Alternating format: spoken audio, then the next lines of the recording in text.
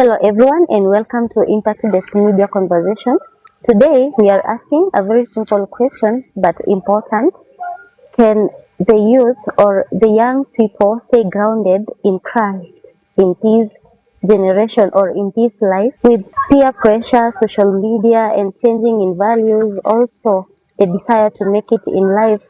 Can they really stay grounded? So let's discuss. Joining me here is Mr. Kevin, an entrepreneur and also a music coach. So let's discuss and listen from him. You're highly welcome. Thank you. To Impact Desk Media. So feel free. Your thoughts is very important and it can shape someone's life. Thank you. Yeah, so you can give us your introduction, tell us who you are. Thank you so much, Anne. As you said, my name is Kevin. Born again. I'm a father. Yeah, I'm an entrepreneur, as you said. You really know that Gen Z tuko wengi sana. Na tuko na mambo mengi actually. Yeah, we are thinking about life, we are dealing with pressure, social media. So topic that's all about can the youth stay grounded in Christ in today's life? And what do you understand by the term staying grounded in Christ? Yes. Thank you so much, Anne. Being grounded, I think it has a lot of meaning, but in our context, I think being grounded, it's believing a certain belief. Okay. You know, like, nimelelewa hivi, this is how things are being done, so lazima ni believe in this. Siwezi nikaacha, the Bible says, train a child in the way they should go, when they grow, they never depart. So you've been brought up ukijua ni Mkristo, this is now your ground. So you've been grounded in Christianity. Yeah. Okay, now, do you feel it is hard for the Gen Zs or the young people to stay grounded in that value? Let's talk about Christianity now. Do you feel like they can shift from that? Yeah, the pressure is too much.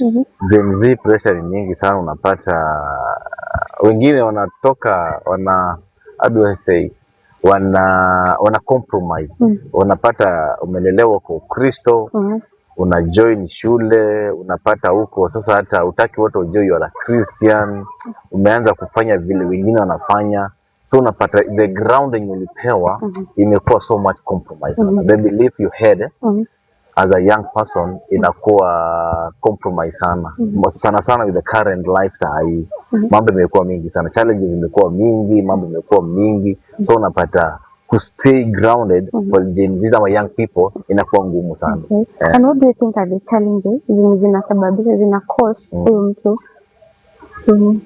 Ni challenge ni pressure ya life, pressure ya shule, social media. The pressure is like kila mahali ni pressure. You want to make it in life. Yes, you want to make it in life, your dad yuko nyumbani ana gari, wewe unataka kupata gari na hujafika pale pa kupata gari, juu umeona so and so kwa nayo. So unaona pressure inakuwa, unasema unarusha mkono, wacha ikae. Now, kuna hii issue of social media. Yes. Actually, social media imegrow tangu ile time ya corona. Social media imeanza kuwa of a great impact, negatively and positively. Yes. Do you feel like social media in affect the young people? Social media, venye tu umesema, you said, it can affect you either positively or negatively. Because you see, before corona, we used to do things on site sana. Lakini corona ilikuja ikatufungua, most Gen Z zikaonyesha kumbe you can do things online, you can do business online, unaweza TikTok nini.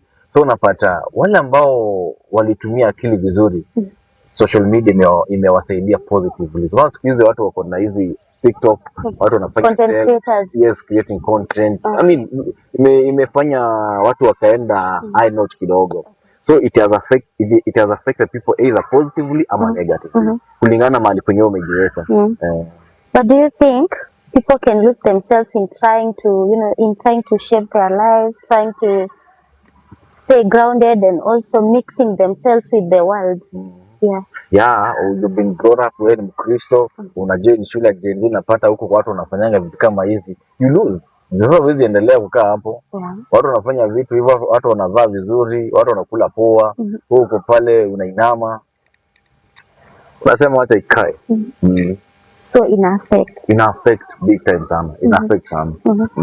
Kwa upande wa imani, according to you, Yes. how do you understand mtu akistay grounded, like okay, ina motivate aje mtu so that anaweza at the same anaweza deal with the career, at the same time pia ana focus. Yes. According to the Bible, ni kukua kwa Mungu.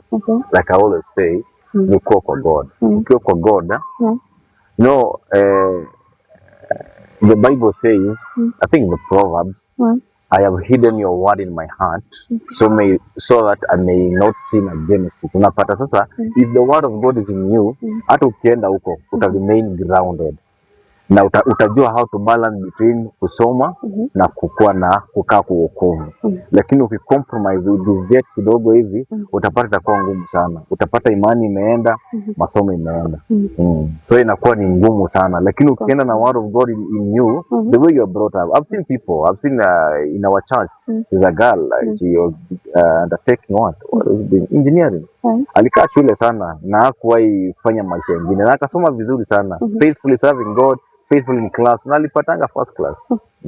Na kuna mwingine maybe ame focus on their career path, and he or she believes in God, but at the same time vitu haziendi sawa na vile alikuwa amepangia.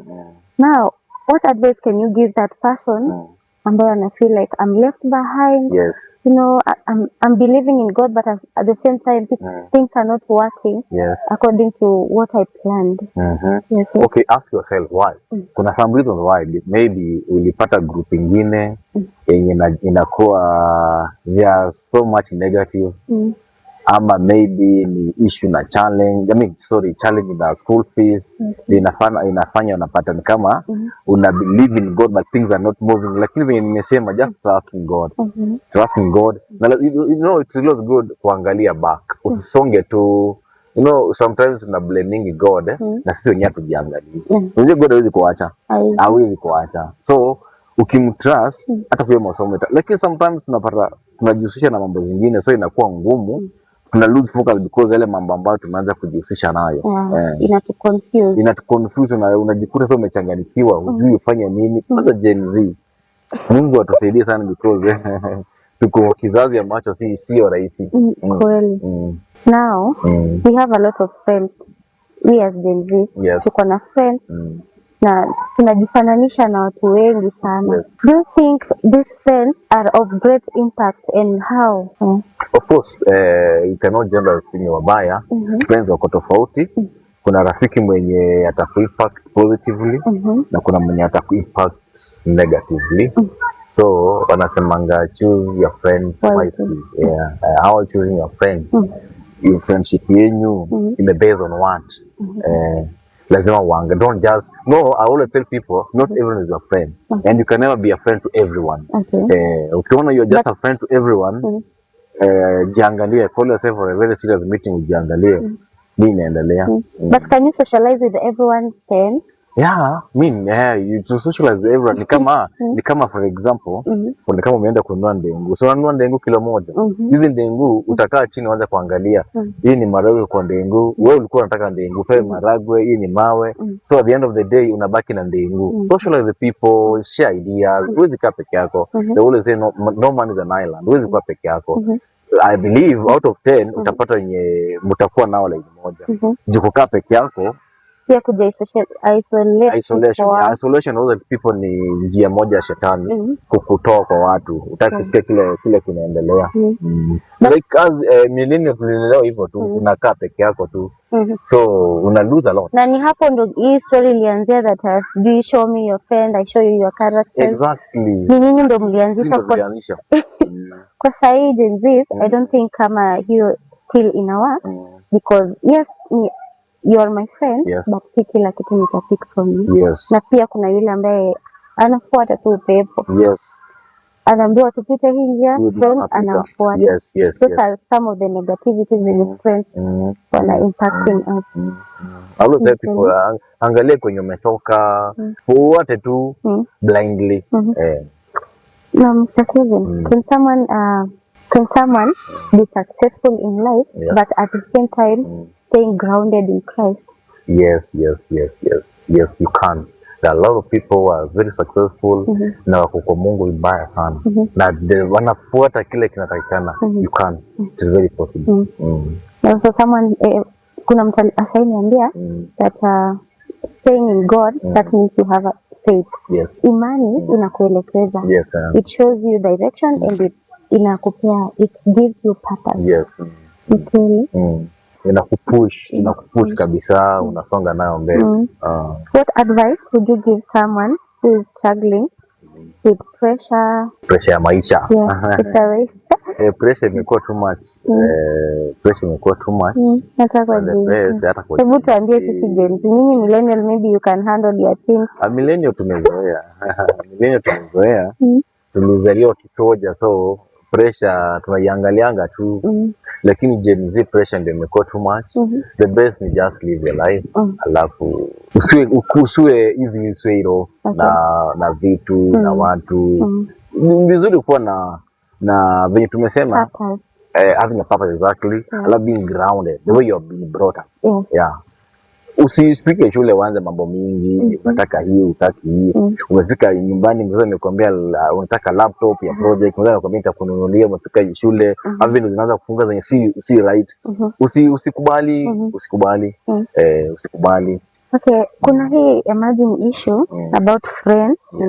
Okay, kuna hao wengine wanaitwa good girls ambao ni chat girls, na kuna hao wengine ambao ni nitasema malebo okay kidogo wako so much into world na wamekuwa na hizi blame game, wanalaumiana. Hawa chat girls wanatujudge, they are more judgmental. Pia wale wengine wanasema you are judgmental. What can you say about that? Ndio sasa imekuwa ni blame. Imekuwa blame. Hawa wanasema hivi, hawa wanasema hivi. Blame game inakuja kwa the Bible inasema you serve God wholeheartedly. Usi serve God, nusu. And in salvation hakunanga cold ama hot. Either you're hot or cold.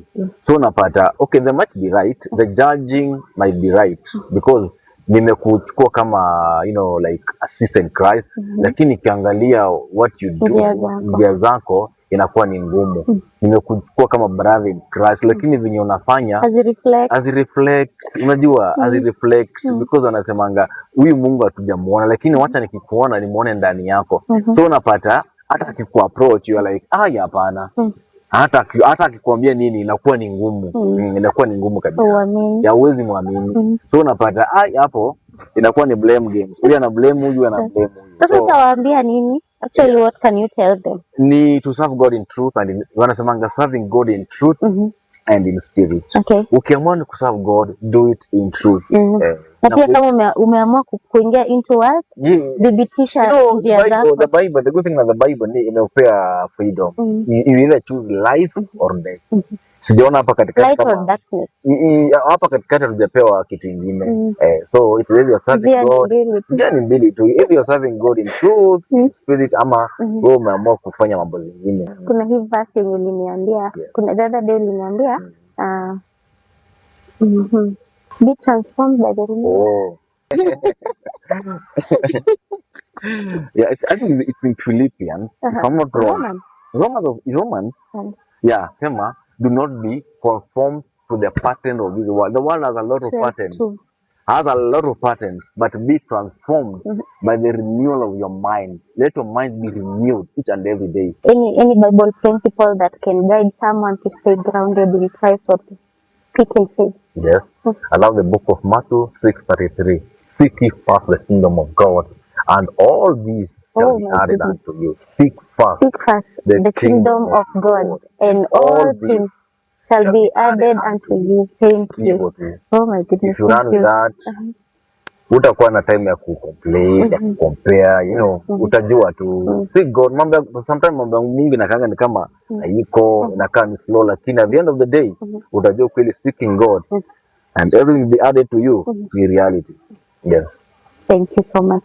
You're welcome. Additional thing you can add to the young people who are still struggling in life and they are still faithful in God na bado wanataka kuwa grounded.